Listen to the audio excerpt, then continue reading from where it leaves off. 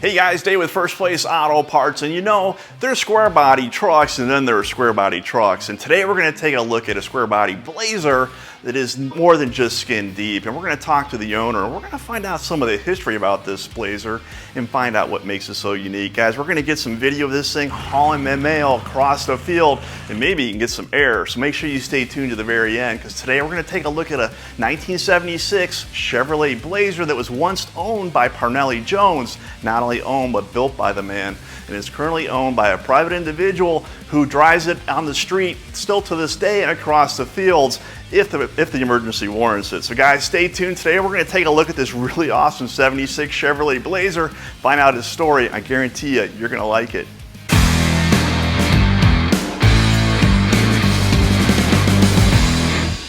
As if you like today's video, please consider subscribing to the First Place Auto Parts YouTube channel. We're going to continually be adding new videos every week. I'm pretty sure you're going to want to see. So guys, I have Tom, and he is the current owner of this amazing piece of equipment, and we're in what can only be called as automotive Shangri-La. Tom, you got to tell me a little bit about the history of this thing, but first let's get started on how did you come across this vehicle? Well, David, first of all, thanks for being here and doing this. This is so much fun.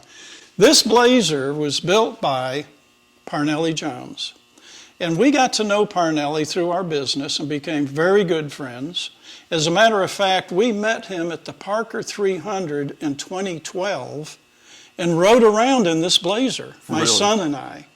And then who would believe that years later we would end up owning it? But over lunch, Parnelli had a weak moment. We offered him a price, and he said, okay. Was there beer involved or any kind of No, alcohol? actually, we were pretty, just lunchtime during the week. But he regretted it later. He whined. He said, oh, I shouldn't have sold that to you, but we got through that and brought it back here.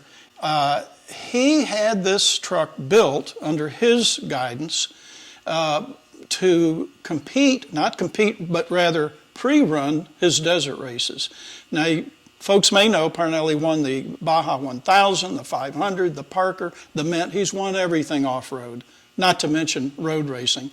But he had this built to pre-run, and pre-running meant that they would run the course days before the event.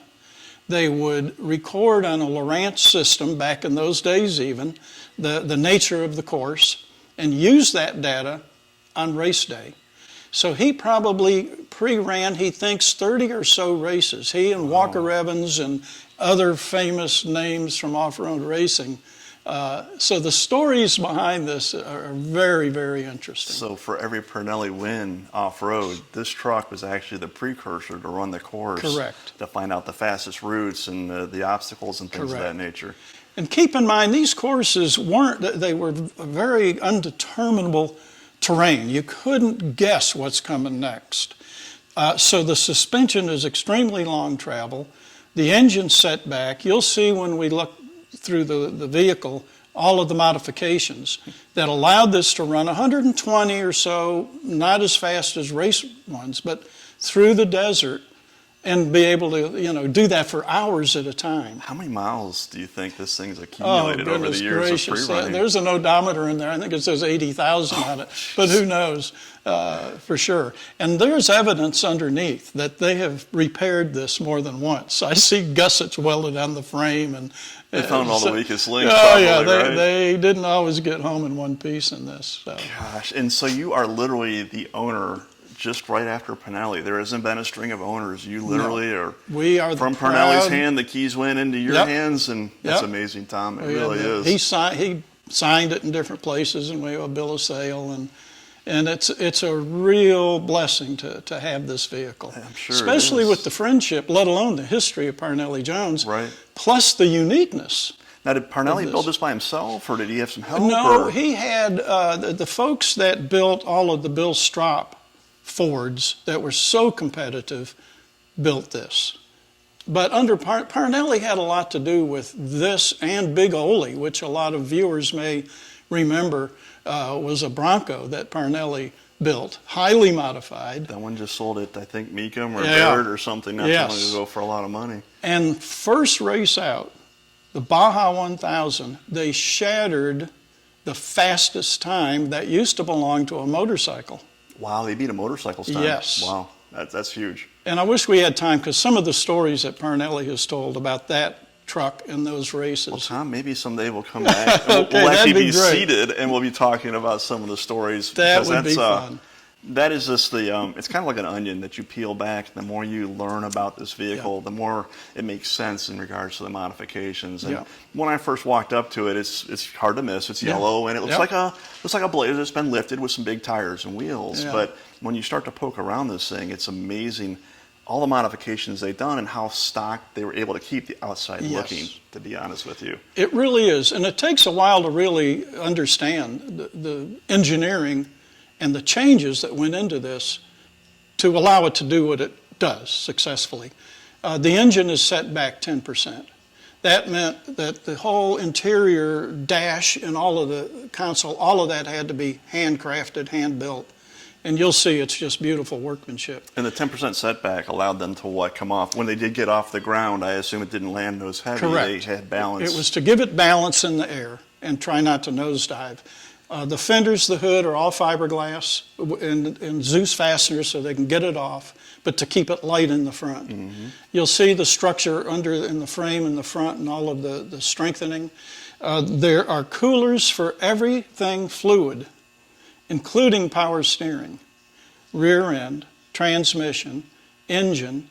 There's a cooler up here for everything and a gauge for everything. So you can monitor it all. Axle temperature. I mean, this is the only vehicle I have that has an axle fluid temperature gauge in it. But it was designed to be foolproof. Every bolt and nut's grade 8. There's little bolts holding the carpet down. They're grade 8 bolts. You're kidding. So it's amazing. The longer you look at this, the more you see. Twin I-beam front suspension, because Parnelli said... That was a Ford thing, right? Ford. He said they're stronger and you can get more travel. Limit the travel. You go, this is not a stock Chevy Blazer. I couldn't help but notice the shocks are King shocks as well, which is long been regarded as the highest level of performance for off-road. Yeah. It's amazing the components that this vehicle was built with. It looks like it was drugged through the automotive aftermarket, and someone shook a bag and all these parts came out and they attached it to the vehicle. But each part has a place and a purpose. Yes. There's no fluff about this vehicle. No. Does the vehicle have air conditioning? I mean, it does. Really? It actually filters the air. There's an air cleaner under a Can-Am that filters the air coming into the cockpit. But there's an AC up front and then an old Suburban air conditioner hanging in the back. And did they wear helmets when they were pre-running? I think they did. It probably depended on now they have all the breathers and the air-conditioned helmets, and I doubt they had that maybe back then. But, But obviously it was hot in the desert. Yes. And they enjoyed the AC. And there's other features you'll see when we do a walk around. Oh, cool. I can't wait. The spotlights are all dinged up from debris. It's just, the patina on it is wonderful. And it's a real time capsule. It is. And it's amazing it's in such good shape. Because let's be honest, things don't always go as planned out in the desert. Yes. And the best of times, let alone 120 miles an hour. Exactly. Potentially at night. You mentioned the engine. Is it a traditional small block? It's a 400 small block, maybe 450 horsepower. But it's designed for torque and durability. It's got a Holly on it, nothing exotic. We got to remember how long ago this truck was built, right. And what was available then. Well, I was surprised when I rode in it with you, because when you start it up, it kind of sounds like a small block Chevy with an exhaust leak. I'm thinking, it's probably tired and all the Baja. And then you stomped on the gas, and we flew across the field at I don't know how fast. I was laughing just because it was so much fun. But it's a stout motor. It gets with the program, and it makes a lot of torque. It wasn't necessarily a higher RPM motor or anything like that. It's and again, with the thought that this thing was built, before fuel injection became popular in LS engines. It's a very capable engine. It's just really, obviously, he knew his way around stuff, and he knew durable. What to build. And we have to remind ourselves, this is a two-wheel drive vehicle. Wait, this isn't four-wheel drive? No, the twin I-beam is. Makes sense. It's just it was two-wheel drive new from GM, and he modified it, but he wanted two-wheel drive for the travel. I'm not sure the reason, but It goes plenty fast with two-wheel drive. So is the rear end a locker, or Yeah, it's so it's a big I gotcha. Moser And I noticed, does locker. it have floating axles in it as well? It has floating axles. The lug nuts, he gave me a wrench for they're 1 1/8 inch lug nuts on this thing. Well, the wheel studs are like baby arms. Oh man, I They're tell you, huge. it's heavy duty, and you can see, when we do a walk around. Also, the roll cage, which is like a 6-point, maybe more than that, is also on rubber. All can be unbolted, and the whole body and roll cage pulled off the chassis. So they were thinking ahead. This is kind of a race vehicle that, I mean... It's a street legal off-road desert race vehicle. When you say street legal, explain to me how street legal that is. Well, turn signals work. The horn doesn't work, but everything works on this vehicle. But you low beams. You just drove it recently to breakfast, right, with your grandson? Yeah, we drive it to car shows. We drive it to work. I try to keep it inside, a building, but we try to drive our cars. Well, so many of these things ends up as trophies, in someone's collection or things of that nature. And that's what it may not. The truck's unique by itself, but the fact that you've owned it and you got it right from Parnelli, and the thing's still being used, and you're not afraid to charge across the field, which is, kind of neat. I should mention I have a partner in this, my son, who made it possible for us to fund it. And he hasn't said it out loud, but I'm curious if he really likes me driving it through the field like I do. He's never said anything, but I have to respect the partnership arrangement. I work under the ask for forgiveness instead of permission thing, so I mean, as long as that's working for you, I fully endorse that. Now, if I happen to roll it over or something, I'm in trouble. Well, I've ridden with you, and you seemed, at least the path we took, you seem to know pretty well, which also leads me to believe it wasn't the first time you did it. No, I've had a little practice. So. Oh, that's great. Yeah. Well, there you have it, guys. Probably one of the coolest Blazers known to mankind. Once owned by Parnelli Jones, now owned by Tom. It's leading a good life. Don't worry about this vehicle. It'll still be out romping around on the streets and running through the fields. Guys, I appreciate you watching this video. And when you need parts for your classic American muscle car truck, be sure to go to First Place Auto Parts. We can be found at fpautoparts.com. Look, open 24 hours a day, 7 days a week. We have everything you need to restore your car, make it go faster, or make it stop harder. Guys, until next time, keep the hammer down and keep it between the guardrails.